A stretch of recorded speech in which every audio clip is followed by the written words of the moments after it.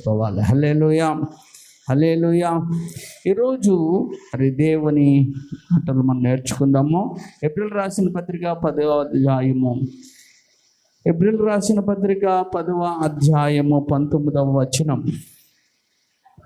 సహోదరులారా, యేసు మన కొరకు ప్రతిష్ఠించిన మార్గమున అనగా నూతనమైనది జీవము గలదియు ఆయన శరీరము అను తెర ద్వారా ఏర్పరచబడినదియునైన మార్గమున ఆయన రక్తము వలన పరిశుద్ధ స్థలమునందు ప్రవేశించుటకు మనకు ధైర్యము కలిగి ఉన్నది కనుకను దేవుని ఇంటి పైన మనకు గొప్ప యాజకుడున్నాడు. దేవుని స్తోత్రం, హల్లెలూయా.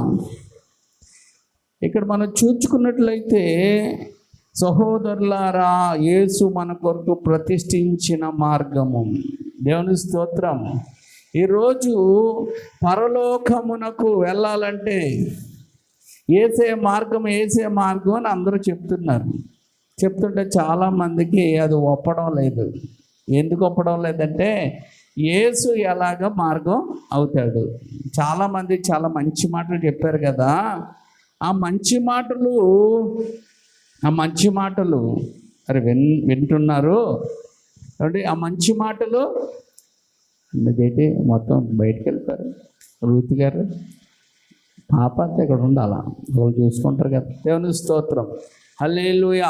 ఆవరణంలోకి వెళ్ళిపోయారు, పరిశుద్ధ స్థలంలో వచ్చి.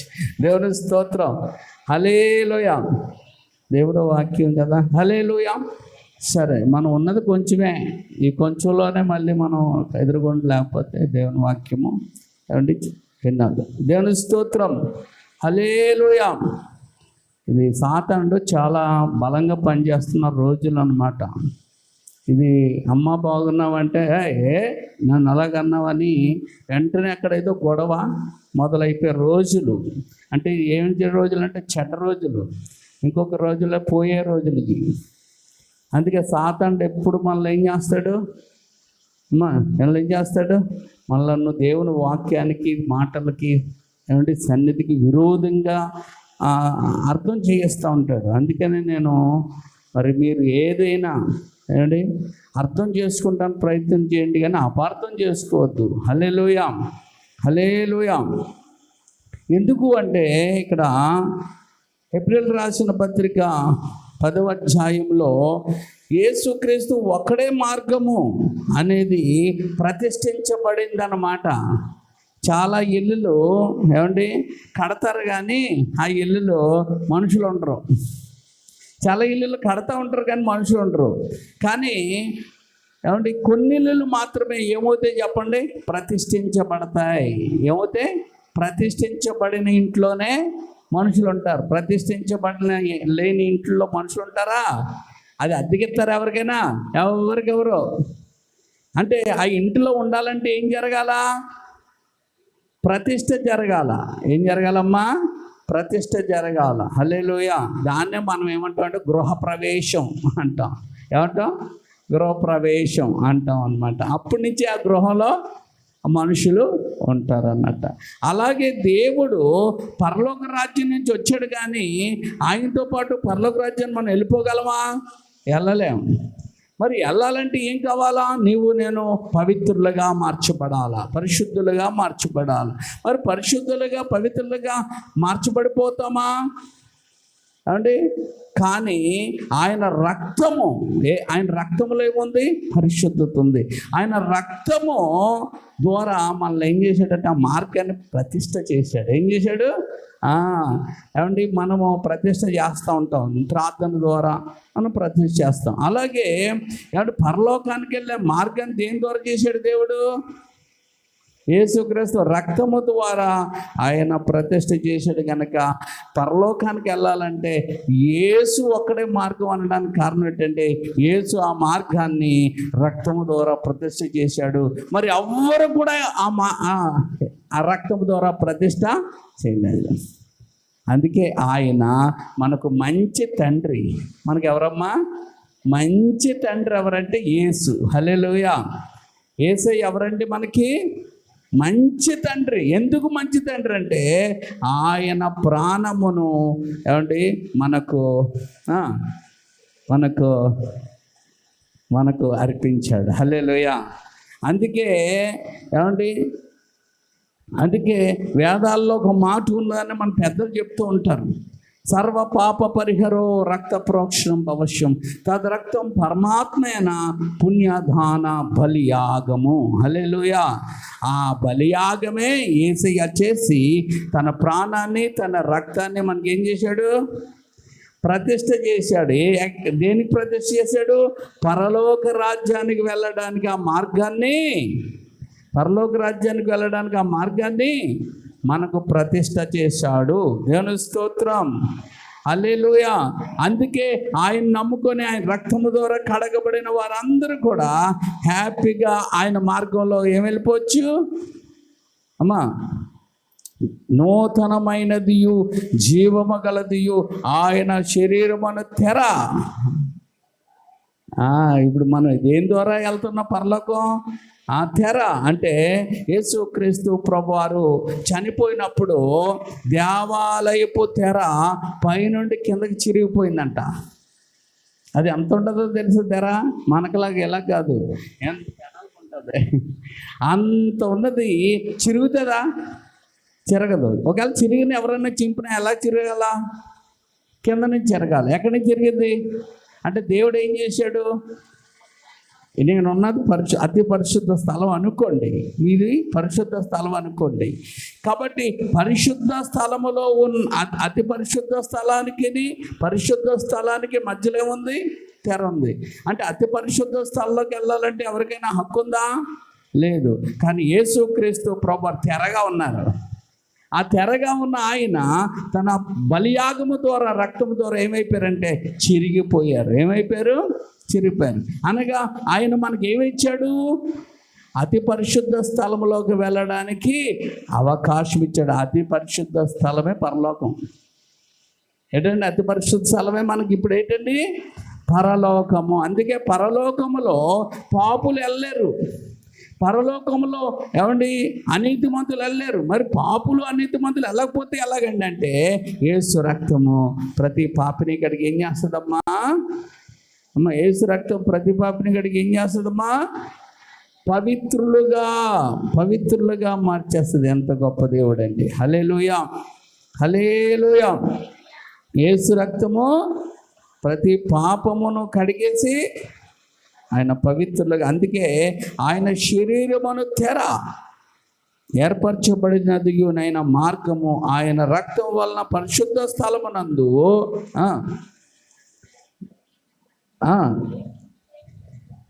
అది ఆ ధైర్యం ఉంది. ఇప్పుడు మనకి ధైర్యం ఏంటి? ఆయన రక్తం వలన కడిగింది. ఆయన పరలోక రాజ్యంలో మనం వెళ్తామని మనకి ఏముంది చెప్పండి? ధైర్యము కలిగి ఉన్నది కనుక దేవుని ఇంటి పైన మనకు గొప్ప యాజకుడున్నాడు. ఆయన ఎవరు? యేసుక్రీస్తు ప్రభువారు మనకి యాజకుడు. బాగా వినండి, నేను యాజకుడినే, కానీ మనందరి మీద యాజకుడు. మీరు కూడా యాజకులే, నేను యాజకుడినే. మీరు కూడా ఒక మాటలో చెప్పాలంటే మనందరూ యాజక సమూహం కదా, మీరు యాజకులే. కానీ ఏమంటే మనందరి మీద ఒక యాజకుడు ఉన్నాడు. ఆయన పేరేంటి చెప్పండి? యేసుక్రీస్తు. ఆయన ఎవరు? ప్రధాన యాజకుడు. ఎవరండి అంటే మనందరము ఆయన మాట వినాలి. హల్లెలూయా. ఆయన మాట తీరవలసిందే. లేదంటాక లేదు. ఇంకా కాదండి, అది కాదండి, ఇది కాదండి, అలా కాదండి, ఎలా కాదు, ఇంక మాట్లాడటం లేదు. ఆయన ఏం చెప్తే ఇంకా అదే, అంతే, ఫిక్స్. దేవుని స్తోత్రం. ఇంకా మరొక మాట ఆయన మాట్లాడు. ఎందుకంటే ఆయన మాట మార్చే దేవుడు కాదు. ఆయన మాట మార్చే దేవుడు కాదు. కాబట్టి ఆయన ఏదంటే అది ఫిక్స్ అంటే ఎస్ అనాలి మనం. ఆయన ఫిక్స్ అంటే మనం అనాలా? ఎస్ అనాలా? ఎస్ అనాలా? అలా అనకపోయామా నష్టపోయేది ఎవరో తెలుసా? మనమే. మనం ఎంతటి వారం అండి? మన బ్రతికెంత, మన జీవితాలు ఎంత? మన జీవితం అసలు ఎలాంటిది తెలుసా? అంతలో కనబడి అంతలో మాయమై ఆవిరి వంటిది. దీనికోసం ఈ 3-4 ముచ్చటి కోసం ఎగిరెగిరి పడిపోతున్నాం. నాకు అది ఉంది, నీకు ఇది ఉంది, నాకు అది ఉంది, ఇది ఉంది. ఏది పట్టుకెళ్తున్నారు చెప్పండి? పోయే వాళ్ళని చూడలేదా? పోయే వాళ్ళు అందరూ ఒకటే పాట చెప్తున్నారు, ఈ లోకంలోనికి మేమేమీ తేట్లేదు, మేమేమీ పట్టుకెళ్తలేదు అన్నట్టు పోతున్నారు. ఏమండి? అందుకే సమాధి వైరాగ్యాలు అంటే సుశాంత్ దగ్గరికి వెళ్ళినప్పుడు భలే ఉంటుంది. ఆ దాటిన తర్వాత మళ్ళీ మామూలే, వాళ్ళు అలాగా వీళ్ళు ఇలాగా నేను ఎలా మర్చిపోతాను, నేను ఎలా చేస్తాను, నేను ఎలా, అయ్యో. మనుషుల్లో స్వార్థము, మనుషుల్లో అసూయ, మనుషుల్లో ద్వేషాలు ఎక్కువైపోతున్నాయి. ఈ కాలంలో మరి ఎక్కువైపోతున్నాయి. ఒకళ్ళు బాగుంటే ఒకళ్ళు చూడలేకపోతున్నారు, ఒకళ్ళు మంచిగా తింటుంటే ఒకళ్ళు చూడలేకపోతున్నారు, ఒకళ్ళు మంచిగా బ్రతుకుతుంటే చూడలేకపోతున్నారు, ఒకళ్ళు గొప్పగా ఉంటే చూడలేకపోతున్నారు. అంటే చూడలేని కళ్ళు ఏమవుతున్నాయండి? చూడలేని కళ్ళు వచ్చేసాయి. ఏ కళ్ళు? అంటే ఒక బాగుని చూడలేని పరిస్థితుల్లో ఎందుకు వచ్చినాయి అంటే వారి హృదయం పాడైపోయింది. ఆ హృదయం ఏమైపోయింది? పాడైపోయింది. అందుకే దేవుడి దగ్గరకు వస్తే పాడైన హృదయాలు కాదు, బాగుపరచబడాలి. ఎందుకంటే దేవుడు పాడైన హృదయం గల వారిని దేవుడు దీవించడు, పాడైన హృదయం కలిగిన వాళ్ళు దేవుడు ఆశీర్వదించడు, పాడైన హృదయం కలిగిన వాళ్ళు దేవుడు స్వస్థపరచడు. అందుకే నీ హృదయం, నా హృదయం, మన హృదయం ఏమవ్వాలంటే బాగుపరచబడాలి. ఏమవ్వాలా? ఆ దాన్నే అంటారు, శరీరానికి పట్టిన రోగం పోయినా పోపోయినా పర్వాలేదు, కానీ నీ ఆత్మకు పట్టిన రోగం, నీ హృదయానికి పట్టిన రోగం పోకపోతే పరలోకం వెళ్ళాం. అందుకే మరి ఎలా పోతుందండి? దానికి ఒకటి కారణం, పశ్చాత్తాపము. ఏంటి చెప్పండి? అందుకే పేతురుకి కలిగిన గొప్ప ఆధిక్యత ఏంటి, ఇస్కరియోతుకి కలిగిన గొప్ప ఆధిక్యత ఏంటంటే, పేతురు ఇస్కరియోతు ఒకలంటోలే. పేతురు అబద్ధం ఆడలేదా? ఇస్కరియోతు అబద్ధం ఆడాడా? పేతురు అబద్ధం ఆడాడా? మరి ఇద్దరు ఒకటే కదా, ఎవరు గొప్పలు? ఇద్దరు ఒకటే. కానీ పేతురులో ఏముందంటే పశ్చాత్తాపం ఉంది. ఏ పశ్చాత్తాపం అంటే ఆయన దేవుడు, ఆయన నేను బాధ పెట్టాను. ఏమండి? ఇస్కరియోతు యోధాలో పశ్చాత్తాపం లేదే. ఎవరు చెప్పారు పశ్చాత్తాపం లేదని? ఇస్కరియోతు యూదాలో కూడా పశ్చాత్తాపం ఉంది, పేతురులో కూడా పశ్చాత్తాపం ఉంది. పేతురులో ఉన్న పశ్చాత్తాపం దేవుడు అని గ్రహించిన పశ్చాత్తాపం, యూదాలో ఉన్న ఇస్కరియోతు యూదాలో ఉన్న పశ్చాత్తాపం ఒక మనిషిని బాధ పెట్టాననే పశ్చాత్తాపం. మనిషిని బాధ పెట్టాననే పశ్చాత్తాపం ఏమండి? ప్రయోజనం లేదు. దేవుణ్ణి నేను బాధ పెట్టాను, అయ్యా నువ్వు దేవుడు అంటే చాలామంది యేసు ప్రభుని ఏమండి ఒక మహానుభావుడిగా అయితే అందరూ నమ్ముతారు లేదా?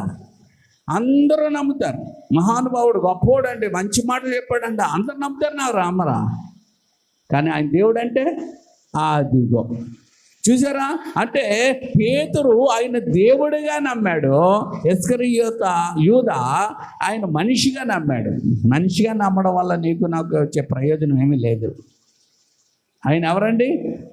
నీవు దేవుడవు, సర్వశక్తుడవు, నీవు దేవుడవు, సర్వశక్తుడవు, నీ జాలికి హద్దులు లేవు, నీ ప్రేమకు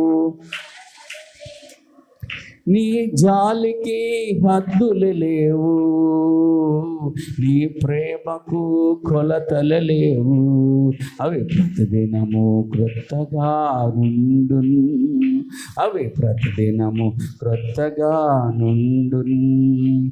జాలిగల దైవమా యేసయ్యా, మనసారా స్తుతింతున్ స్తోత్రింతున్.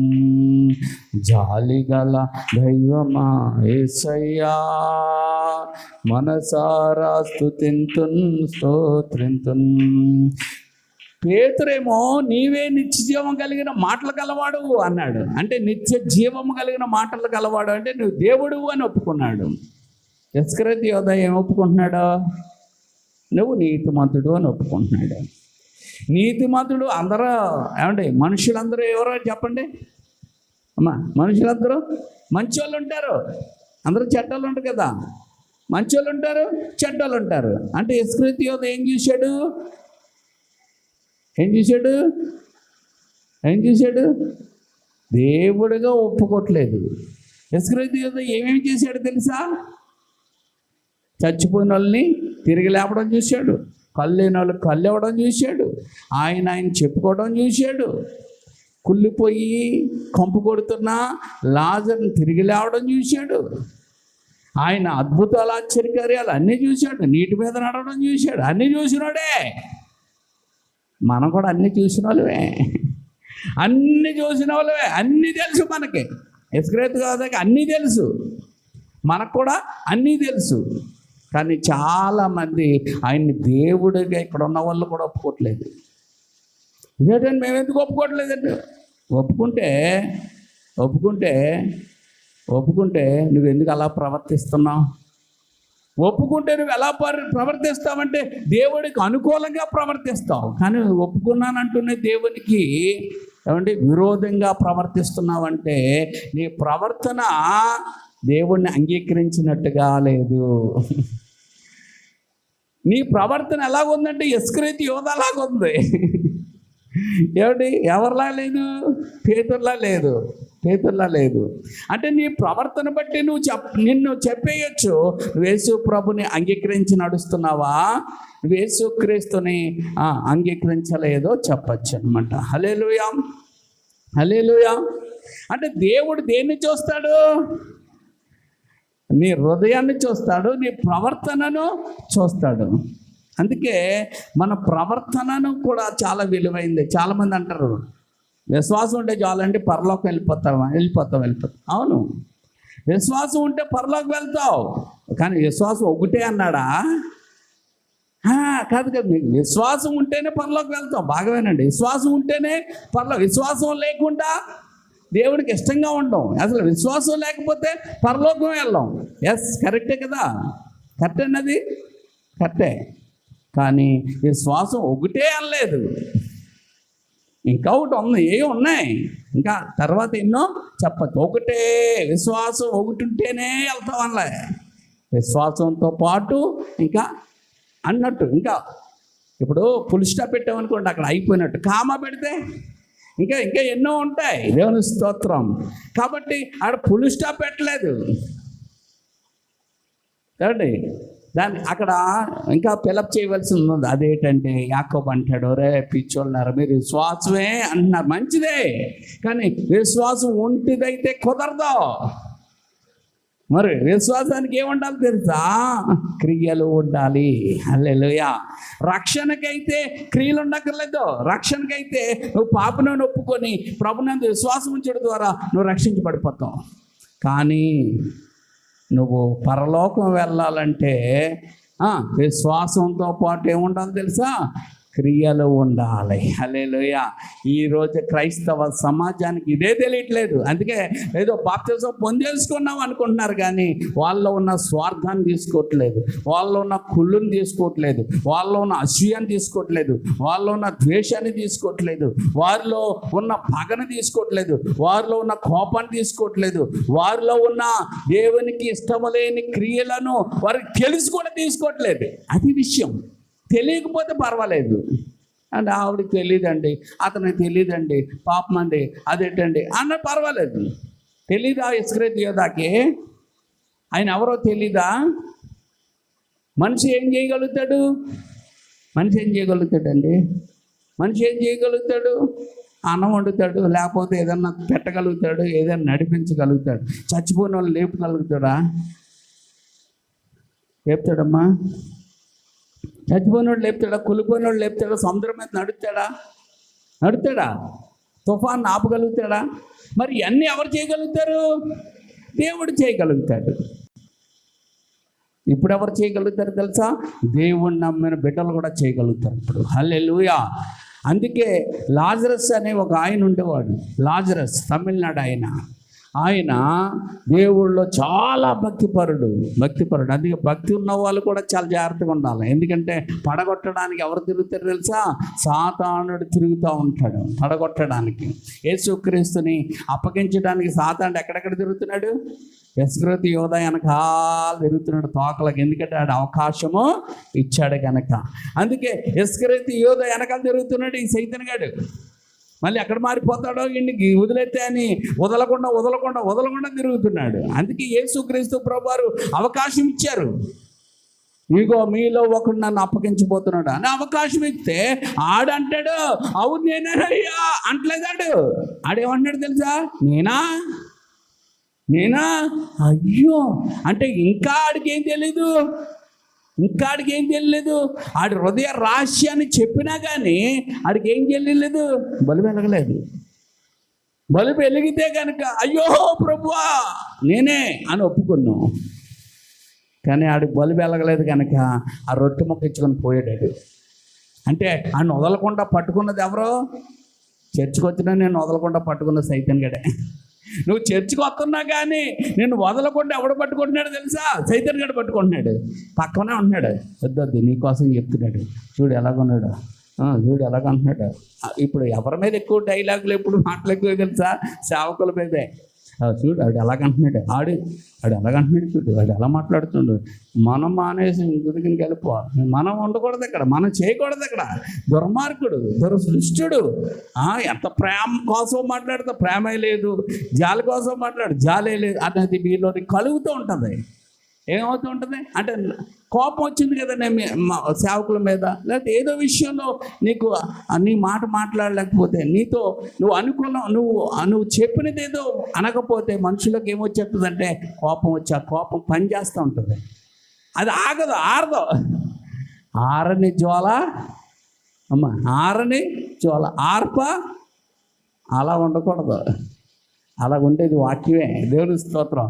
మళ్ళీ ఏదన్నా జ్వాల తారిపోవాలి. ఎందుకంటే కోపము దేవుడి నీతిని నెరవేర్చదు. అది నేను చెప్తున్నాను. కోపము దేవుడి నీతిని, అందుకే దాన్ని ఏం చేయాలా? కానీ మన వాళ్ళు ఆరిపోయిందా? ప్రభు సత్యాన్ని చెప్తున్నప్పుడు ఆడు అంటాడు నేనా ఏమి అరగలేనోడు నాకు చెప్తున్నాడు. ప్రభు ఏం చెప్తాడు? అవకాశం ఇచ్చాడా? ఇస్కరియోతు యోధకు కూడా అవకాశం ఇచ్చాడు. ఎవరికైనా అవకాశం ఇస్తాడు ఆయన. ఎంతటి ఘోర పాపులకైనా ఆయన అవకాశము ఇస్తాడు. అవకాశం ఇవ్వకుండా అంటే దాటేసేసి దేవుడిగా నాకులాగా నన్ను అంతగా అన్నారండి, వాళ్ళు అలాగే ఉండాలండి, నన్ను ఎంతగా అన్నారండి, వీళ్ళు అలాగే ఉండాలి అన్నది ఏమంటాడు ఆయన? నువ్వు ఎంత పాపం చేసిన నీకు మాత్రం మళ్ళీ ఏమిస్తాడు? చేంజ్ అవ్వడానికి, మళ్ళీ మార్చుకోవడానికి, మళ్ళీ సరిచేయబడ్డానికి ఏమిస్తాడు? అవకాశం ఇస్తాడు.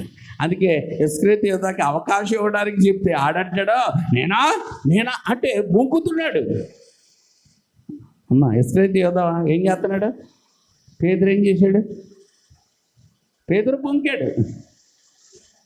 బొంకాడు, ఈడు బొంకుతున్నాడు. కానీ పేతురులో ప్రభుని చూచాడు. ప్రభుని చూచాడు. ఎవరిని చూచాడు?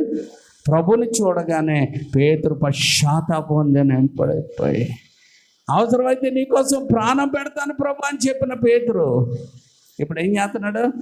ఒట్లు పెట్టుకున్నాడు. ప్రభుని చూడగానే ఆ పరిస్థితి అంతటి నుంచి విడుదలైపోయాడు. అదే నేను అంటున్నాను, మీరు మీ పరిస్థితులు చూసినప్పుడు మీరు ఎలా మారుతారంటే ఇస్కరియోతు యోధ అలాగే ఉంటారు. మీరు మీ పరిస్థితులు మార్చి దేవుడి వైపు చూడగలిగినప్పుడు మీ పరిస్థితులు, మీ హృదయ పరిస్థితులు అన్నీ మారిపోతాయి. అందుకే ఇక్కడ ఉండి సైతాన్ గారు చెప్పింది అనొద్దు, చెవులో ఏయో చెప్తుంటాడు. ఒకసారి నేను చర్చికి వెళ్తే ఆ చర్చిలో పాస్టర్ గారు అంటున్నారు, ఇంకా ఇక్కడ చాలామంది సినిమాలు చూసే వాళ్ళు ఉన్నారు, వాళ్ళ ఫేవరెట్లకి కోసం సినిమాలకి వెళ్ళే వాళ్ళు ఉన్నారు. ఇక్కడ దేవుడు మాట్లాడుతున్నాడు, ఇంకా అలాగే ఉండిపోతావా? లేకపోతే ఈ రోజైనా నీ పాపం ఒప్పుకొని మార్పు చెంది సినిమా మానేసి ప్రభుని చూచేటట్టుగా ప్రభు కొరకు బ్రతుకుతావా? అలాగున్నవారు వచ్చి సాక్ష్యం చెప్పి ప్రభు వాళ్ళలో పాలు పంచుకోండి, లేకపోతే మీకు శిక్ష వస్తుంది అని చెప్పాడు. వెంటనే నా హృదయం చెప్తుంది, ఎవడో చెప్పాడు, ఎవడో చెప్పాడు, వాడు దొరకాల ఆడికి ఎత్తాను ఎలాగివ్వాలో నా హృదయం నాలో నా ప్రేరణ కలుగుతుంది. అప్పుడు ఇంకొక అంటే ఏ హృదయం అంటే లోన రెండు ఉంటాయి, మనస్సాక్షులు అంటారు అన్నమాట. చెడ్డ మనస్సాక్షి చెప్తుంది అలాగా, మంచి మనస్సాక్షి అంటుంది. సేవకుడు దేవుని ఆకృత్యం మాట్లాడుతున్నప్పుడు నువ్వెందుకు ఎలాగ అనుకుంటున్నావు? ఇప్పుడు నువ్వు లోబడకపోతే మళ్ళీ నీకు అవకాశము ఉండదేమో చూసుకో అని అనగానే వెంటనే భయం వేసి, అంటే దేవుడికి భయపడ్డాను కదా, భయం వేసి వచ్చి మైకెట్టుకుని అందరము చెప్తే అందరూ నవ్వారు. ఏం చేశారంటే అందరూ నన్ను చూసి నవ్వారు. నాకు ఆ నవ్వు చూడగానే నాకేమొచ్చింది తెలుసా? కోపం కాదు, ఎంత పనికి బలోడినా అంటే ఎంతమంది నవ్వేటట్టుగా నేను ఉన్నాను. నన్ను చూసి నవ్వారు కానీ నా ప్రభుని నేను నవ్వులు పాలు చేశాను అనిపించింది. ఏమనిపించింది? నా తండ్రికి నేను ఏం చేశాను? నవ్వులు పాలు చేశాను నేను. అందరు నవ్వారంటే దేనికోసం నవ్వారు? నేను చేసిన దాన్ని బట్టి నవ్వారు. అంటే దాన్ని బట్టి ఎవరికి అవమానం వచ్చింది? నన్ను నమ్మాడు, నన్ను నమ్మిన నా తండ్రికి ఏమొచ్చింది అని చాలా హృదయం నిండా వాళ్ళ మీద కోపం రాలేదు, నన్ను చూసుకొని అసహ్యము వచ్చింది. అప్పుడు చెప్పాను, ఇంకెప్పుడు నేను సినిమాలు చూడండి అని చెప్పాను. అయితే ఏలు బాబు మంచిది అన్నారు. అంటే మనకు కూడా దేవుడు సేవకుడు నిలబడి చెప్తున్నప్పుడు మీలో అలాగ అనిపిస్తుందంటే చెడ్డ మనస్సాక్షి మాట వినకండి. దేవుడు మనస్సాక్షి పక్కన చెప్తూ ఉంటుంది. చెడ్డ మనస్సాక్షి ఏమో 100 మాటలు చెప్తుంది, మంచి మనస్సాక్షి ఒకే మాట చెప్తుంది. ఆ మాట నువ్వు వినకు.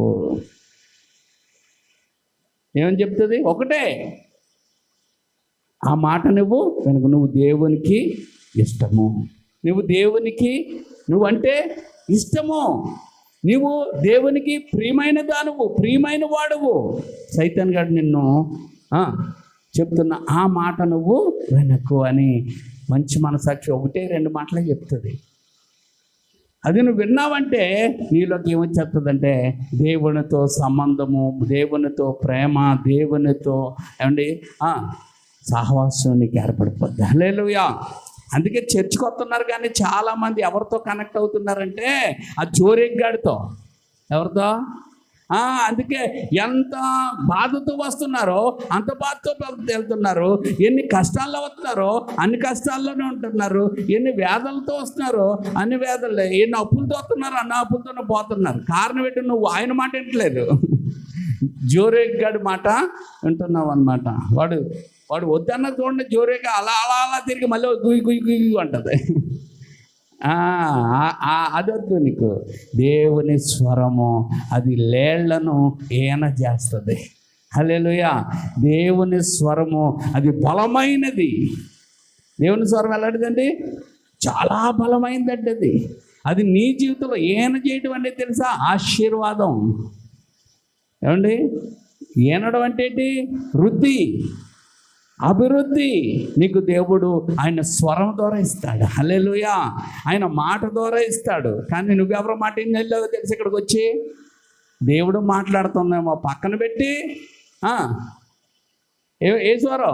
సైతాన్ గారు చెప్పిన స్వరం నువ్వు విని వెళ్ళినప్పుడు ఏమి బాగుంటుంది, ఏమి మార్పు ఉంటుంది, ఏమి ఆశీర్వాదం ఉంటుంది. అందుకే నీకు రోగం పోదు, నీకు అప్పు పోదు, నీకు సమస్య పోదు, నీ ఇంటిలో గొప్ప కార్యములు జరగవు. ఇంటికి వెళ్ళగానే గొడవే. ఇంటికి వెళ్ళగానే ఏమవుతుందమ్మా? గొడవ అవుతుంది. ఇంటికి వెళ్ళిన తర్వాత నుంచి ఆ వారం అంతా ఇంట్లో గొడవలే. నీ మాట భర్తకి అర్థమవుదు, భర్త మాట నీకు అర్థమవుదు, నీ మాట పిల్లకి అర్థమవుదు, పిల్లల మాట నీకు అర్థమవుదు. అన్నీ గొడవలే, అన్నీ సమస్యలే. ఎందుకు? దేవుడి దగ్గరికి వెళ్తే ఏం కావాలి? మనం ఏమి రావాలా? శాంతి, సమాధానము, సమృద్ధి, ఆశీర్వాదం, స్వస్థత, ఏమంటే సహాయము రావాలా? ఎందుకు రాలేదు? నువ్వు దేవుడి మాట ఏం లేదు, నువ్వు ఎవరి మాట వింటున్నావు?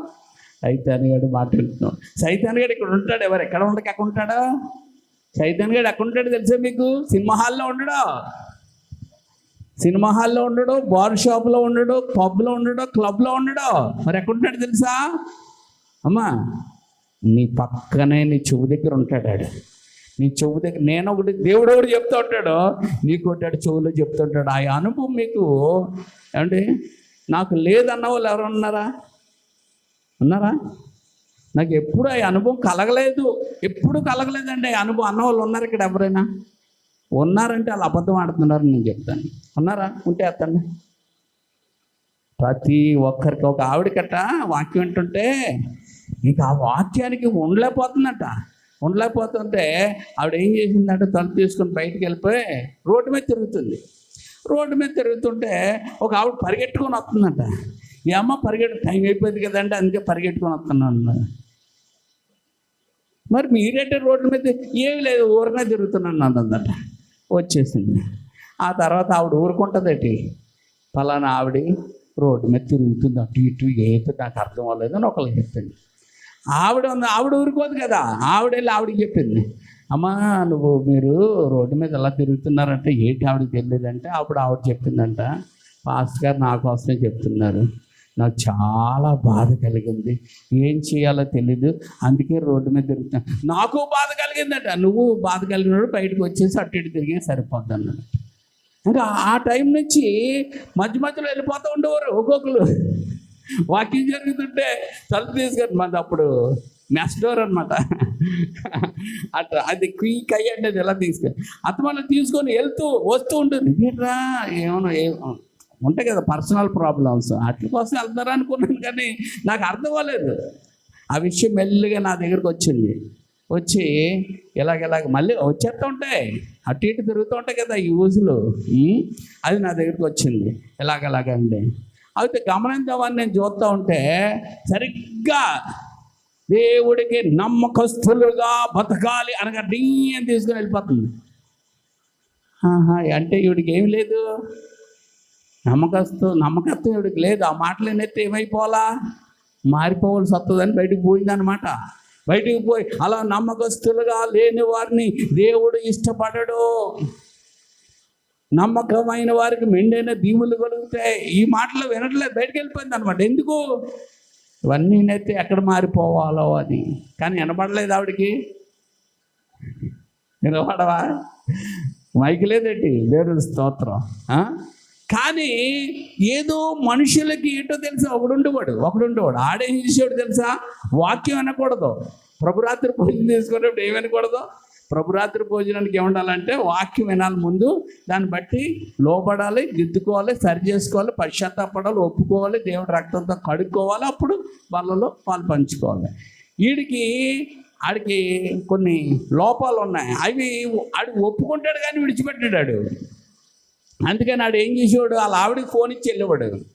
ఆవిడ ఏం చేసేదంటే రింగ్ ఇచ్చేది, టింగ్ అయిపోయింది, వాక్యం అయిపోయింది అనగా టింగ్ అని వచ్చేవాడు. వచ్చేసి కూర్చొని ఇలా ప్రార్థన చేసేవాడు. నాతో దేవుడు ప్రేరేపించి మాట్లాడించాడు, ఒరే నీకు అసలు మారు మనసే లేదు, నీకు అసలు రక్షణే లేదు, రక్షణ పొందుకోవాలని. వాడు కోట పెట్టుకుంటే వాళ్ళ కోటలో చెప్పాడు దేవుడు. అందుకే కోట పెట్టుకుంటే ఊరి మీద సెకండ్ చేయకూడదు. కోట పెట్టుకున్న వాళ్ళందరూ అక్కడ ఉండాలా, ఎందుకంటే మీతోనే దేవుడు మాట్లాడతాడు. హల్లెలూయా. కోట పెట్టుకొని ఏమండి ఆడు చాలా స్ట్రిక్ట్గా ఉండేదిలేండి మనకి. ఇప్పుడంటే ఎలాగ పడితే అలాగ ఉన్నది. అంటే చాలామంది ఏం చేస్తారంటే క్రమశిక్షణ బ్రేక్ చేద్దాం అనుకుంటారు కొంతమంది. అలా కొంత ఈ మధ్యకాలంలో కొంత ఏమైందంటే కొంచెం బాగా కష్టం నష్టం బాధలు ఏమీ లేక కొంత ఏమైందంటే మనుషులకి కొంత ఏమంటారు అలా అనకూడదు, దేవుని స్తోత్రం. కొంచెం క్షేమాల్లో, ఆశీర్వాదాల్లో, దీవెనలో వెళ్ళడం వల్ల మనుషులకి ఏమైందంటే తేలికైపోయారు. ఏమైపోయారు? అప్పుడు బరువుగా నడిచేవారు, ఇప్పుడు తేలిగ్గా నడుస్తున్నారు అనమాట. అప్పుడు ఏమిటి ఇలాగా ఉన్నప్పుడు ఎక్కడి నుంచి ఆ వ్యక్తికి చెప్తే ఏమైందో తెలుసా, ఆ వ్యక్తి ఒప్పుకున్నాడు. అవునండి పాస్టర్ గారు, నేను బాప్తిసం తీసుకుంటాను, ఎందుకంటే నాకు అసలు మారు మనసే లేదని ఒప్పుకున్నాడు. సరే అందా. ఆదివారం వచ్చింది, ఆదివారం ప్రార్థన అవుతుంటగా వచ్చాడు. ప్రభురాత్రి భోజనంలో అలా ఆవిడ ఇస్తుంది కదా రింగ్ అవగానే వచ్చి నా దగ్గరికి వచ్చాడు. అయ్యగారు అన్నాడు. అన్నాను అంటే నాకు బాప్తిసం అక్కర్లేదండి అన్నాడు. అన్నాను, నేను మారు మనసు నీకు ఉందా అన్నాను. ఉందండి అయ్యగారు, మారు మనసు ఉందా? అయితే వాక్యానుసారంగానే నువ్వు తీసుకున్నావా? ఉందండి. అయితే వెళ్ళిపో, నాకేంటి ఏమండి మొక్కలు ఇంకేమవుతున్నాయి ఇక్కడ, మిగిలిపోతున్నాయి, నాకేంటి. కాబట్టి ఆ వ్యక్తికి ఎప్పుడైతే ఆ రొట్టె దేవుడు చెప్పిన తర్వాత ఆ రొట్టె ద్రాక్షారసం తీసుకున్నాడో అక్కడి నుంచి దేవుడి మందిరం మానేశాడు. ఎందుకు? ఇస్కరియోతు యోధా అంటే ఆ వ్యక్తి దేవుడు చెప్పినప్పుడు ఏం చేయలేదు, ఒప్పుకోలేదు కనుక దేవుడే గంటి వేశాడు. ఏం చేస్తాడు? నువ్వు వెళ్ళిపోకర్లేదు, నువ్వు ఒప్పుకొని నువ్వు మారకపోతే దేవుడు నిన్ను శిక్షించి గద్దిస్తాడు. ఆ తర్వాత నువ్వు ఒప్పుకోకపోతే రెండు మార్గాలు, ఒకటి పైకన్నా తీసుకుపోతాడు, లేకపోతే బయటకన్నా గెంటేస్తాడు. అర్థమవుతుందో? దేవుడి దగ్గర ఏముంటుంది తెలుసా? రెండు మార్గాలు. ఒకటి నేను భ్రష్టురాలుగానే చేసి బయటకన్నా గెంటుతాడు, లేకపోతే పైకన్నా తీసుకుపోతాడు. చాలా జాగ్రత్తగా ఉండాలా. ఆ వ్యక్తి దేవుడు చెప్పాడని ఆ వ్యక్తి కూడా ఒప్పుకున్నాడు, కానీ ఆ వ్యక్తి ఏమవ్వలేదు, ఒప్పుకొని మార్చుకొని అన్నాడు, కానీ మరుసటి రోజుకి మళ్ళీ ఏమైపోయాడు, మార్చుకున్నాడు. అందుకే దేవుడు అతన్ని ఇష్టపడలేదు. అందుకే నేను అంటాను, తప్పు చేసినోడు ఏమంటే పొరపాటు చేసిన వాళ్ళు వ్యతిరేకంగా ఉండడం అది తప్పు కాదు, కానీ అది తప్పే. కానీ అంతకంటే పెద్ద తప్పు ఏంటంటే ఒప్పుకొని దిద్దుకొని సరి చేసుకోకపోవడమే పెద్ద తప్పు. అందుకే అతిక్రమాలు దాచిపెట్టువాడంటే అతిక్రమాలు చేశాడు, దాచుకున్నవాడు గొప్పవాడు కాదు, దాన్ని ఒప్పుకొని విడిచిపెట్టేవాడు గొప్పవాడు అంటున్నాను. ఎందుకంటే వాడు కనికరం పొందుకుంటాడు. హల్లెలూయా. వాడు క్షమాపణ పొందుకుంటారు. వారు చెప్పండి, క్షమించబడతారు. వారు క్షమించబడిన వాళ్ళు ఎవరో తెలుసా? హల్లెలూయా. ఇప్పుడు తక్కువైన కుమారుడు ఉన్నాడు కదా, తప్పిపోయిన కుమారుడులో పెద్ద కుమారుడు గొప్పోడా, చిన్న కుమారుడు గొప్పోడా? పెద్దోడు గొప్పోడా, చిన్నోడు గొప్పోడమ్మా? పెద్దోడు గొప్పోడే కదా, చిన్నోడు చెడ్డోడు కదా. కానీ పెద్దోళ్ళలో కూడా లోపం ఉంది. ఏంటో తెలుసు లోపం? ఎప్పుడు బయటపడ్డది తెలుసా? మనలో కూడా అందరూ గొప్పలవే, కానీ సమయం వచ్చినప్పుడు మన లోపం ఏంటో అప్పుడు బయటపడుతుంది. పెద్దోళ్ళు కూడా లోపం ఎప్పుడు వచ్చింది తెలుసా? చిన్నోడు వచ్చినప్పుడు తెలిసింది. చిన్నోడు వచ్చినప్పుడు పెద్దోళ్ళలో లోపం తెలిసింది. ఏంటి ఆ లోపం? నాకు ఎప్పుడైనా మా నాన్న ఉంగరం పెట్టాడా, నాకు ఎప్పుడైనా పార్టీ చేశాడా, నాకు ఎప్పుడైనా వస్త్రాలు ఇచ్చాడా, నన్ను ఎప్పుడైనా మా నాన్న ఎంతగా కౌగిలించుకున్నాడా? అర్థమవుతుందా అని అతళ్ళకి ఏమొచ్చింది? ఎప్పుడైనా నాకు ఇలాగ విందు చేశాడా అని అతళ్ళకి ఏమొచ్చిందమ్మా? అసూయ. అసూయ ఉందా అన్నది మనకు తెలియదు. అందుకే యేసు ప్రభుతో పోలుతూ ఉంటారు. యేసు ప్రభుతో పోల్చకూడదు అది. ఎందుకంటే ఆడు కూడా సంఘములో ఉన్న విశ్వాసంలో కూడా ఏదో ఒక రోజు ఏదో టైంలో ఏమొస్తుంది, వస్తాయి, అప్పుడు తెలుస్తుంది అనమాట. కాబట్టి అలాంటిది ఏం చేయాలంటే తీసేసుకోవాలా. ఏం చేయాలా? తండ్రితో ఉండాలంటే అది తీసేసుకోవాలా. అది తీసేసుకుంటేనే మనం తండ్రితో ఉండగలం. మనలో అందరూ అదే చెప్తున్నాను. ఇక్కడ ఎవరు మిస్టర్ పర్ఫెక్ట్ ఎవరు ఉండరు, మనందరము బలహీనులమే. అందుకే అంటే సంఘాన్ని స్త్రీతో పోల్చాడు. స్త్రీ బలహీన ఘటం. ఏమ్మా స్త్రీ ఏంటమ్మా? అందుకనే ఆదాము విన్నాడా, అవ్వ విన్నదా? సైతాన్ గడి మాట అవ్వే ఉన్నది. అందుకే బలహీన ఘటాలని ఎరిగి, అందుకే ఏమంటే ఏదైనా కష్టం వస్తే కృంగిపోతారు, ఏదైనా సంతోషమైన వస్తే పొంగిపోతారు. ఆడవాళ్ళు అంతే. కానీ మగోడు అనేది ఏమంటే అంత బేగా మోసపోడు అనమాట. మగోడు, లేడీస్ చాలా బేగా మోసపోతూ ఉంటారు. నువ్వు తాజ్మహల్ కంటే నువ్వు అందంగా ఉన్నావంటే ఎంత మోసపోతారో, తాజ్మహల్ కంటే నువ్వు ఎంత గొప్పదానం అన్నావు అనుకో, అంటే నువ్వు అందరికంటే నువ్వు చాలా ధర్మాత్మురాలు అన్నావు అనుకో, ఎక్కడి నుంచి ములిసిపోతారో. అంటే అదే నువ్వేం చేసావులే, పెద్ద ఏమీ లేదు, అందరికంటే నువ్వేమి గొప్పదాన్ని ఏం కాదు అన్నావంటే అప్పుడే అన్న కృంగిపోతూ ఉంటారు. అంటే కృంగిపోయే వాళ్ళు ఎవరో? స్త్రీలు. కృంగిపోయే వాళ్ళు ఎవరో? సంఘం కూడా అంతే. సంఘం కూడా కొన్ని విషయాల్లో పొంగిపోతూ ఉంటాం, కొన్ని విషయాల్లో మళ్ళీ కృంగిపోతూ ఉంటాం. అందుకే దేవుడు మనకి ఏమి ఇచ్చాడంటే క్షమాపణ దిద్దుకోవడానికి దేవుడు మనకు అవకాశము ఇచ్చాడు కృపలో. ఎందుకంటే మనం పాపం చేసామా? మనం సైతాన్ గారి మాట విన్నామా? మన అంతటా మనమే పాపం చేసావా? చెప్పండమ్మా. మనంతటా మన ఆదామావులో పాపం మళ్ళకొచ్చి ఆ స్వభావాలను ప్రేరేపించడం చేస్తున్నాం. అందుకే ఏ పిల్లలకి కూడా చెడు చెప్పక్కర్లేదు, ఎందుకంటే అదే వచ్చేస్తూ ఉంటుంది. కానీ మంచి అనేది ఆత్మాను చెప్పాలి. దేవుని స్తోత్రం, హల్లెలూయా. అందుకే ఆదాములోంచి వచ్చిన ఆ స్వభావం చేత మనం చేస్తున్నాం కనుక మనకి ఏముందో తెలిసేప్పుడు క్షమాపణ దిద్దుకోవడానికి సమయము దేవుడు ఇస్తాడనమాట. అందుకే ఇది ప్రభురాత్రి పల్ల యేసుప్రభుని నమ్ముకున్నాం, చిన్న అబద్ధం ఆడమండి, యేసుప్రభుని నమ్ముకున్నాం, నేను గొప్ప నీతి మంతులండి, యేసుప్రభుని నమ్ముకున్నాం, ఏ పొరపాట్లు మేము చేయమండి అన్న వాళ్ళు ఎవరైనా ఉన్నారు అంటే వాళ్ళు అబద్ధమే ఆడుతున్నారని నేను అంటాను. అంటే అలా చెయ్యాలండి అంటే నువ్వెన్ని ఉన్నా ఫిల్టర్ చేసుకుంటూ ప్రభు వాక్యంతో వెళ్తానే ఉండాలి తప్ప ఏమండి బతికున్నంతకాలం మనం సరి చేసుకుంటూ నువ్వు వెళ్తానే ఉండాలి. ఎలాగెళ్ళాలి? క్రీస్తు సంపూర్ణతలోనికి మనం వెళ్తూ ఉండాలన్నమాట. అదే చెప్పాడు చూడండి. పేతురు యోహాను రాసిన పత్రిక, యోహాను రాసిన మొదటి పత్రిక 1వ అధ్యాయము 9వ వచనం.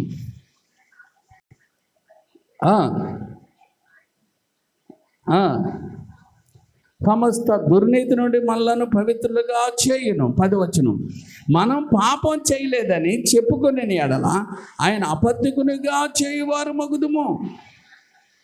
దేవుని స్తోత్రం. ఒకసారి ఒక పాస్టర్ గారు ఏమంటారంటే, మాకు పెళ్ళయింది, ఎంత కాలం అయ్యింది, నా భార్య నేను చిన్న మాట అనుకోలేదు, హల్లెలూయా హల్లెలూయా అంటే వీళ్ళు కూడా హల్లెలూయా హల్లెలూయా అన్న. అలా ఆవిడని అడగండి, వెళ్ళి పర్సనల్గా చెప్తుంది. లేకపోతే వాళ్ళ ఇంటి పక్కన వాళ్ళు అడగండి, చెప్తారు. అవన్నీ నాటకాల మాటలు. సముద్రం అన్న తర్వాత అలలు రాక తప్పదో, సంసారం అన్న తర్వాత గొడవలు రాక తప్పు వస్తాయి, ఏదో రకంగా వస్తాయి. కానీ దాన్ని ఏం చేస్తాడు చైతన్య గారు అంటే, దాన్ని పెద్ద చేయకుండా మనం ఏం చేయాలా? మనం ఏం చేయాలా? ఒకరినొకరు అర్థం చేసుకోవాలా, ఒకరి మాటకొకరు విలువించుకోవాలా, తగ్గించుకోవాలా. ఏం చేయాలండి? పడ్డవాళ్ళు ఇప్పుడు చెడ్డవాళ్ళు కదా అడదాం, తగ్గించుకుందాం. దేవుని స్తోత్రం. అందుకే ఎప్పుడైనా తగ్గించుకుంటున్నారంటే వీళ్ళు తప్పు చేశారు కాబట్టి తగ్గించుకుంటున్నారా అని అనుకోవద్దు.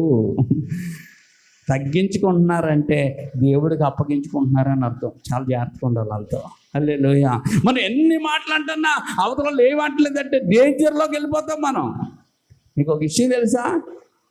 అంటే సింహం సైలెంట్గా ఉందంటే అక్కడ నక్కే గుర్తుందంట.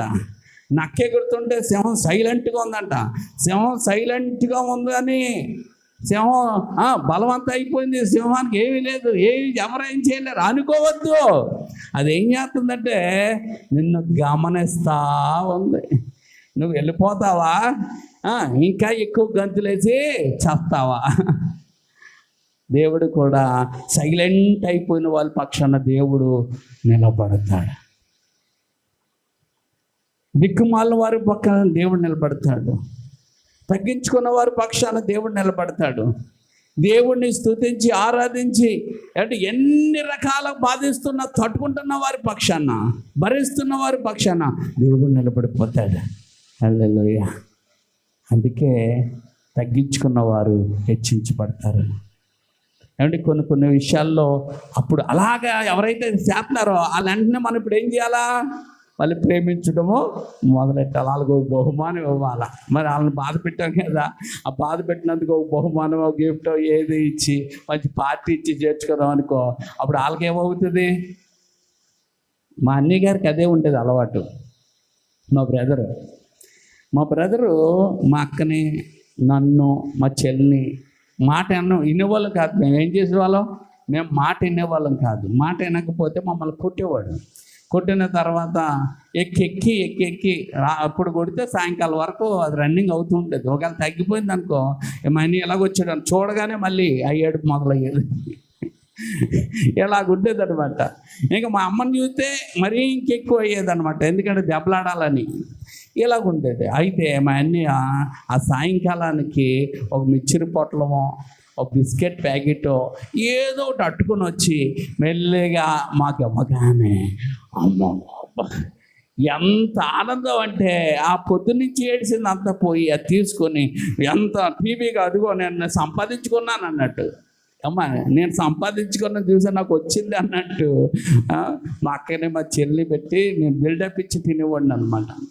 అంటే ఎందుకు ఈ మాటలు చెప్తున్నానంటే అదే బైబిల్లో కూడా అదే ఉంది. ఎందుకు ఈ మాటలు చెప్తున్నానంటే మనం ఎవరిని దుఃఖపెడతామో, ఎవరిని బాధ పెడతామో, ఎవరిని మనం ఇసికించామో, ఎవరిని మనము ఏమండి లేకపోతే టార్చర్స్ పెడుతున్నామో వాళ్ళకి మనం ఇప్పుడు మారిన తర్వాత ఏమి ఇవ్వాలంటే వాళ్ళకి గిఫ్ట్ ఇవ్వాలా, హల్లెలూయా, ఏదో ఒక బహుమానం ఇవ్వాలా. ఇలాగ ఇచ్చినప్పుడు ఏమవుతుంది? లేకపోతే వారితో కలిసి మంచి విందు చేయాలా. అప్పుడు ఏమవుతుంది? ఆ బాధ అంతా పోయి ఏమండి క్షమాపణ, ప్రశాంతమైన హృదయం ఏర్పడిపోతుంది. హల్లెలూయా. అందుకే ఏమండి మన శత్రువు అయిన వారికి మనం గిఫ్ట్ ఇచ్చామనుకోండి, వారు ఏమైపోతారట? ఆనందంగా మారిపోతారట. ఎప్పుడైతే మా అన్నయ్య అలా గిఫ్ట్ కానీ ఇప్పుడు మా అన్నయ్య ఎప్పుడైనా నన్ను కొడితే బాగుండు అనుకుంటాను. దేవుని స్తోత్రం, హల్లెలూయా. ఖాళీగా ఉన్నప్పుడు మాట అనకుండా ఉండి ఏదో ఒకటి కొడతాను. ఒక్కోసారి మాట అనకపోయినా ఆయన కొట్టేవాడు కాదు. ఏమంటే ఒక్కోసారి మాట అనకపోయినా కొట్టించుకోవాలనుకున్నప్పుడు ఆయన కొట్టేవాడు కాదనమాట. ఎందుకు ఈ మాటలు చెప్తున్నానంటే ప్రేమ ఉంటే అలా ఉంటుంది. ఏముండాలా? ప్రేమ. అందుకే మనం అందరిలో ఏం చేసుకోవాలంటే ప్రేమను మనలో వృద్ధి చేసుకోవాలా. మనలో ఏం చేసుకోవాలా అంటే ప్రేమను పెంచుకుంటూ ఉండాలి. అంతేగాని ఒకళ్ళు ఎటకారాలు, యాలకోలాలు, జోకులు వేసుకోకూడదు. అందుకే అత్తగారి మీద కోడలు జోకులు వేసుకోవాలి, కోడల మీద అత్తగారి జోకులు వేసుకోకూడదు. అలాగే భర్త మీద భార్య వేయకూడదు, భార్య మీద భర్త. గౌరవించుకోవాలి వాళ్ళని. కొంతమంది కొన్ని నిక్కులేం పెట్టుకుంటారు, నక్క, పంది, కుక్క, గాడిద ఇలా పెట్టుకుంటారు అనమాట. అది ప్రేమ ఉన్నంతకాలం బాగానే ఉంటుంది. ప్రేమ దాటిందనుకో అప్పుడు ఏమవుతాయండి? చాలా సీరియస్గా ఉంటుంది అనమాట. నిక్నేమ్లు పిలుచుకోవద్దు, మంచి పేర్లు పెట్టుకొని పిలుచుకోండి. దేవుని స్తోత్రం. అప్పుడు ఒకళ్ళొకరు ఏమవుతారంటే ఆనందిస్తారు. హల్లెలూయా, హల్లెలూయా. ఒకళ్ళొకరు గౌరవించే మాటలు. ఏమంటే ఇంకొక మాట చెప్తాను, ఇది మీరు ఆచరించి చూడండి. మీ అత్తగారి కోసం కానీ, మీ కోడల కోసం కానీ, నీ కుమారుడి కోసం కానీ, ఎదుటోళ్ళ కోసం కానీ, నీ సంఘ సభ్యుల కోసం కానీ వాళ్ళు చెడ్డగా ప్రవర్తిస్తున్నప్పుడు, వాళ్ళు మీకు విరోధంగా ప్రవర్తిస్తున్నప్పుడు అత్తమాను వారిని వేరే దగ్గర చెప్పుకోకుండా వారిని అనండి, వారు చాలా మంచివారు, వారు మారారు, వారు మారుతున్నారు, వారు మారిపోయారు, వారి ద్వారా దేవుడు గొప్ప కార్యాలు చేయబోతున్నాడు అనండి. సంఘంలో ఎలాగున్నారా? మా సంఘాన్ని దేవుడు దీవిస్తూ ఉన్నాడు.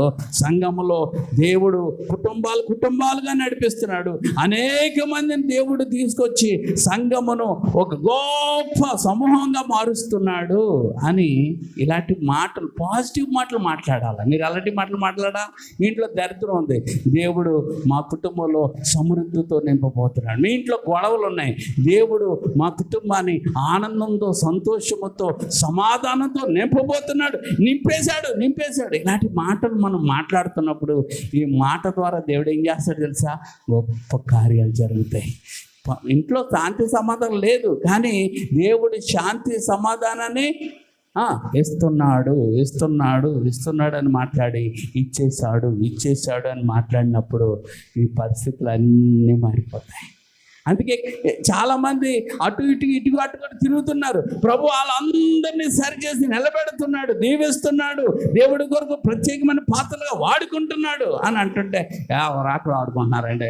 అలాగున్నారు, వీళ్ళు ఎలాగున్నారు, పాస్టర్ గారు ఎలా అంటున్నారండి? ఆ పాస్టర్ గారి మాటతో మీరే ఎక్కిపించండి అంతే. దేవుని స్తోత్రం, హల్లెలూయా. అప్పుడే మన జీవితాల్లో ఏమవుతాయి? అదేనమ్మా, ఒక మంచి మాట మాట్లాడాలి, కానీ అతమాను చోపు మాట ఎందుకు? ఆడు మారడం నీ నోటు మారతాడను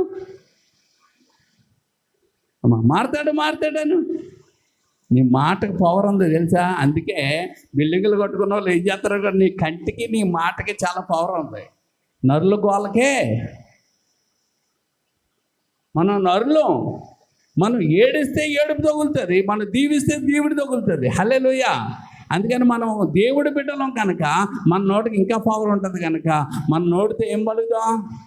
మంచి మాటలు పలుకుతాం, ఆశీర్వాదకరమైన మాటలు. అందుకే దేవుడు అన్నాడు, మీరు ఎవరింటికన్నా వెళ్తే ఇగో మీకు ఎన్ని కష్టాలు ఉన్నాయి, మీకు ఎన్ని బాధలు ఉన్నాయి, మీకు ఎన్ని వేదనలు ఉన్నాయి అడగద్దు అన్నాడు.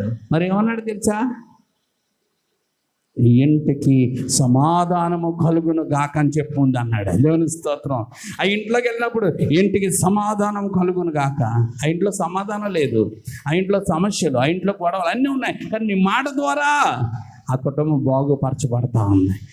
అది ఎవడైనా ఇంట్లోకి వెళ్తే ఈ ఇంటికి సమాధానం కలుగును కాక అని అలా, కానీ ఈ ఇంటిలో గొడవలు ఎక్కువ అయిపోవును కాక అని ఎట్టావనుకో ఆ ఇంటికి తగలెట్టడానికి వెళ్ళేవాళ్ళమాట నువ్వు. అందుకే దైవ జనులు లేకపోతే దేవుడి బిడ్డలు అడుగు పెట్టిన స్థలం దీవించబడాలంటే ఏంటి కారణం?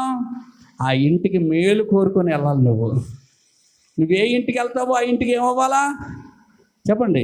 షాలోమ్ చెప్పాలా. ఆ ఇంటికి సమాధానము కలుగును గాక. ఆమేన్. ఈరోజు నీ ఇంటికి సమాధానం కలగాలి, మన ఇంటికి సమాధానం కలగాలి, నీ ఇంటికి సమాధానం కలగాలి. కలుగుతుంది, దేవుడు కార్యములు చేస్తాడు. ఒకవేళ నీ ఇంట్లో భరించలేని శోధనలు రకాలుగా ఉన్నాయేమో, నువ్వు భయపడద్దు. దేవుడు నీ కొరకు నా కొరకు చిరిగిపోయాడు. ఆ దృశ్యాన్ని ఒక్కసారి జ్ఞాపకం చేసుకుంటే మన కుటుంబం అతికిపోతుంది. ఆయన మన కొరకు చిరిగిపోతే మనము ఆయన ప్రేమ చేత మనం ఏమవ్వాలా? అతకబడాలి. అలాగా మనందరూ అనేక రకాలైన మన అందరూ క్రీస్తు ప్రేమలో ఒకటే. హల్లెలూయా. అదే సంఘము, అదే వధువు. హల్లెలూయా. కాబట్టి ఈరోజు మనము మార్గము ప్రతిష్ఠించబడ్డది యేసు రక్తము చేత, యేసు ప్రాణము చేత. ఆ ప్రతిష్ఠించబడిన ఆ రక్తము ద్వారా మనం మోక్షానికి చేరగలుగుతాం, పరలోక రాజ్యానికి చేరగలుగుతాం. ఇది సత్యము. కనుక మనలో భేదాలు ఉంచుకోవద్దు, మనలో అసూయలు ఉంచుకోవద్దు, ద్వేషం ఉంచుకోవద్దు, కుళ్ళు ఉంచుకోవద్దు, స్వార్థం ఉంచుకోవద్దు. ఇవన్నీ సైతాన్ సంబంధమైనవి. మరి మనలో ఏమి ఉంచుకోవాలి తెలుసా? ప్రేమ, అనురాగము, జాలి, కరుణ, దయ, సహాయము, ఏమండి అభిమానము, ఆప్యాయత, ఇవన్నీ మనలోనికి రావాలి. మన దీవెన వచ్చినవే పలకాలు, కానీ ఏ వచ్చిన పలకూడదు. చాలామందికి కొంతమంది రాకపోతే నిరాశ వచ్చి నాలుగు రాలేదు, బాధ ఉండడం మంచిదే, కానీ దాన్ని వ్యక్తం చేయడం మాత్రం నోటితో మాత్రం ఏం పలకాలా? దేవుడు సంఘాన్ని అంచెలంచెలుగా దీవించబోతున్నాడు, ఆశీర్వదించబడుతున్నాడు, అభివృద్ధి పరచబడుతున్నాడు. సంఘంలో ఉన్న వాళ్ళందరినీ కూడా దేవుడు స్వస్థపరచబోతున్నాడు. పరిచాడు అని మనం నమ్మాలా. అంటే కోరాలి, పరిచాడు అని నమ్మాలి. ఇవన్నీ చేసినప్పుడు ఏం జరుగుతుంది తెలుసా? నీ మాటను దేవుడు స్థిరపరుస్తాడు. అందుకే ఎప్పుడు దిగులుగా ప్రతి మాట అనుకుంటే, ఎక్కువ నెగిటివ్ మాటలు మాట్లాడుకుంటే ఏమవుతుందో తెలుసా? మీకు కృంగిపోతారు. ఎక్కువ విశ్వాసమైన మాటలు పలికారానికి మీకు ఏం కలుగుతుంది తెలుసా? కార్యం చూస్తారు. అందుకే ఇస్కరియోత రొట్టె పట్టుకొని పారిపోయాడు. పేతురు రొట్టె పట్టుకొని కృతజ్ఞతాస్తుతులు చెల్లించి తీసుకున్న పేతురికి బాధ్యతలు అప్పగించబడ్డాయి. ఏమంటే రొట్టె మొక్క పట్టుకొని వెళ్ళిపోయిన ఇస్కరియోతకి అవమానము, ప్రాణాన్ని పోగొట్టుకున్నాడు. కాబట్టి మన దేవుడి మాటకు లోబడదాం, దేవుడి మాట విందాం. సేవకుడు మాట్లాడాడు, సేవకుడు మాట పక్కనట్టే. సేవకుడేం గొప్పడేం కాదు, నీకులాంటుడే. దేవుడి మాట గొప్పదే. దేవుని స్తోత్రం. దేవుడు గొప్పడు. ప్రభువు గొప్పవాడును, అధిక శక్తి సంపన్నుడు. ప్రభువు గొప్ప, అధిక శక్తి సంపన్నుడు. జ్ఞానమునకు ఆయనే మితియులేని, జ్ఞానమునకు ఆయనే మితియులేని వాడని. దేవునికి స్తోత్రము గానము చేయుటయే మంచిది మనమందరము. అంతే, దేవుణ్ణి స్తుతిగానం చేయటమే అది మంచిది. అలాగే చేద్దాం. 4 మాటలు మాట్లాడుకుందాం. యోహాను 1 తిమోతి పత్రిక 1:15. 1 తిమోతి